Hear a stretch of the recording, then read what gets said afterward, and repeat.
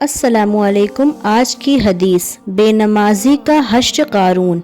ایک مرتبہ حضور اقدس صلی اللہ علیہ وسلم نے نماز کا ذکر فرمایا اور یہ ارشاد فرمایا کہ جو شخص نماز کا اہتمام کرے تو نماز اس کے لیے قیامت کے دن نور ہوگی اور حساب پیش ہونے کے وقت حجت ہوگی اور نجات کا سبب ہوگی، اور جو شخص نماز کا اہتمام نہ کرے اس کے لیے قیامت کے دن نہ نور ہوگا اور نہ اس کے پاس کوئی حجت ہوگی اور نہ نجات کا کوئی ذریعہ۔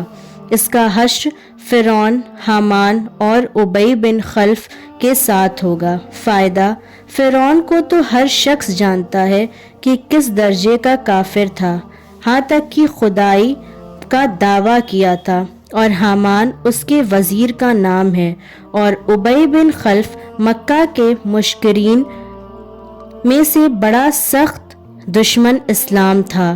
ہجرت سے پہلے نبی اکرم صلی اللہ علیہ وسلم نے کہا تھا کہ میں نے ایک گھوڑا پالا ہے، اس کو بہت کچھ کھلاتا ہوں، اس پر سوار ہو کر نعوذ باللہ تم کو قتل کروں گا۔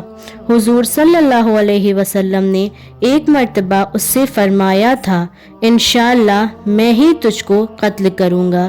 احد کی لڑائی میں وہ حضور اقدس صلی اللہ علیہ وسلم کو تلاش کرتا پھرتا تھا اور کہتا تھا کہ اگر وہ آج بچ گئے تو میری خیر نہیں۔ چنانچہ حملے کے ارادے سے وہ حضور کے قریب پہنچ گیا۔ صحابہ رضی اللہ نے ارشاد بھی فرمایا کہ دور ہی سے اس کو نمٹا دیں۔ حضور صلی اللہ علیہ وسلم نے ارشاد فرمایا کہ آنے دو۔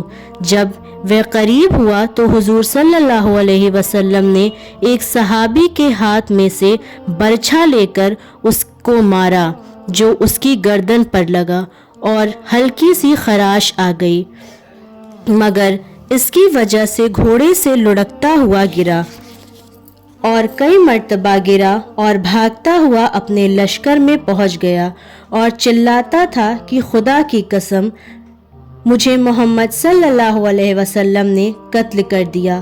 کفار نے اس کو اطمینان دلایا کہ معمولی خراش ہے، کوئی فکر کی بات نہیں، مگر وہ کہتا تھا کہ محمد صلی اللہ علیہ وسلم نے مکہ میں کہا تھا کہ میں تجھ کو قتل کر دوں گا، خدا کی قسم اگر وہ مجھ پر تھوک بھی دیتے تو میں مر جاتا۔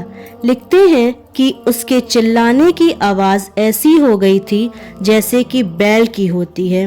ابو سفیان نے جو لڑائی میں بڑے زوروں پر تھا اس کو شرم دلائی کہ اس ذرا سی خراش سے اتنا چلاتا ہے۔ اس نے کہا کہ تجھے خبر بھی ہے کہ یہ کس نے مارا ہے؟ محمد صلی اللہ علیہ وسلم کی ضرب ہے۔ اس سے جس قدر تکلیف ہو رہی ہے، لات اور عزا کی قسم اگر یہ تکلیف سارے حجاز والوں کو تقسیم کر دی جائے تو سب ہلاک ہو جائیں۔ محمد صلی اللہ علیہ وسلم نے مجھ سے مکہ میں کہا تھا کہ میں تجھ کو قتل کروں گا۔ میں نے اسی وقت سمجھ لیا تھا کہ میں ان کے ہاتھ سے ضرور مارا جاؤں گا، میں ان سے چھوٹ نہیں سکتا۔ اگر وہ اس کہنے کے بعد مجھ پر تھوک بھی دیتے تو میں اس سے بھی مر جاتا۔ چنانچہ مکہ مکرمہ پہنچنے سے ایک دن پہلے وہ راستے میں ہی مر گیا۔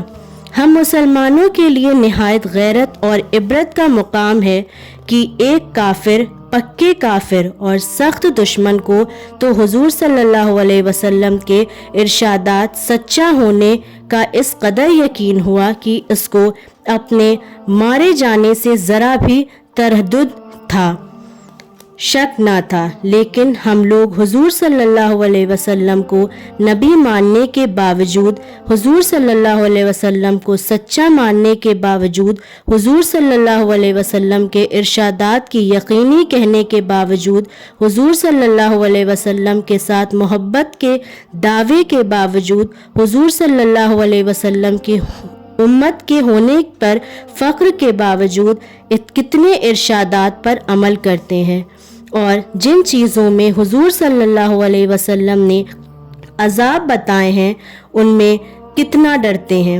کتنا کانپتے ہیں، یہ ہر شخص کے اپنے ہی گریبان میں منہ ڈال کر دیکھنے کی بات ہے۔ کوئی دوسرا کسی کے متعلق کیا کہہ سکتا ہے؟ ابن حزم رحمۃ اللہ نے کتاب الجواہر میں قارون کا بھی فرعون وغیرہ کے ساتھ ذکر کیا ہے اور لکھا ہے کہ ان کے ساتھ حشر ہونے کی یہ وجہ ہے کہ اکثر انہی وجوہ کے نماز میں سستی ہوتی ہے جو ان لوگوں میں پائی جاتی تھی۔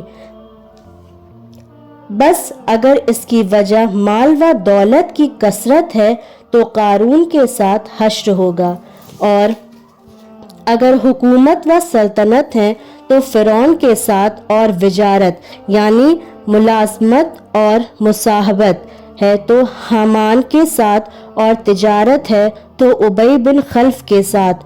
اور اب ان حشر ہو گیا تو پھر جس قسم کے عذاب احادیث میں وارد ہوئے، خواہ و حدیث متکلم فیہ ہو، ان میں کوئی اشکال نہیں رہا کہ جہنم کے عذاب سخت سے سخت ہیں۔ البتہ یہ ضرور ہے کہ اس کو اپنے ایمان کی وجہ سے ایک نہ ایک دن خلاصی ہو جائے گی اور وہ لوگ ہمیشہ کے لیے اس میں رہیں گے، لیکن خلاصی ہونے تک کا زمانہ کیا کچھ ہنسی کھیل ہے؟ نہ معلوم کتنے ہزار برس ہوں گے۔